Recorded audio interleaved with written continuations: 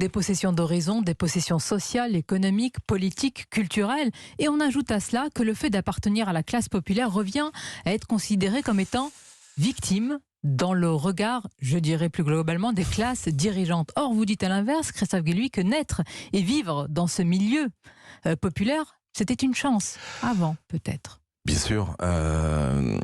Moi, je me souviens d'un temps, je suis vieux maintenant, quand j'étais gamin, donc je vivais dans une commune, on va dire, populaire, ouvrière, qui votait communiste, voilà, tout était normal.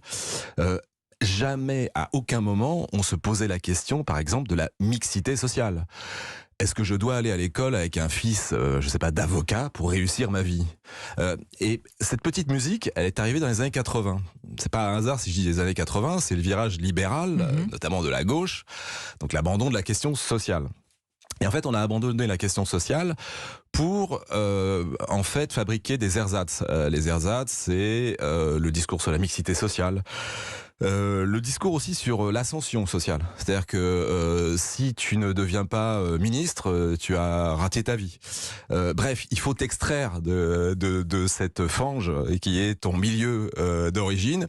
Et on voit bien la mise en scène régulière et de plus en plus forte d'ailleurs par les médias de ce qu'on a appelé le transfuge de classe, le transclasse, le type qui réussit. Et alors on peut se dire, bon, c'est sympathique, c'est très bien, évidemment personne n'est contre l'idée de monter, mais derrière tout ça il y a cette idée qu'il faut absolument abandonner ce qu'est la culture populaire, etc. Et je dis toujours, on peut naître en milieu populaire, vivre en milieu populaire, et mourir en milieu populaire. Alors là, en général, le type de gauche pleure en face de moi, quoi. Et réussir sa vie, je rajoute tout de suite, quoi.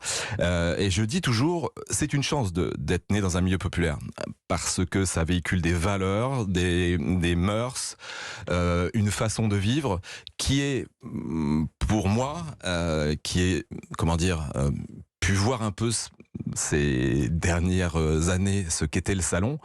Ce sont des valeurs très largement, on va dire, au moins égales et si ce n'est supérieures à celles que j'ai observées au salon. On va en parler.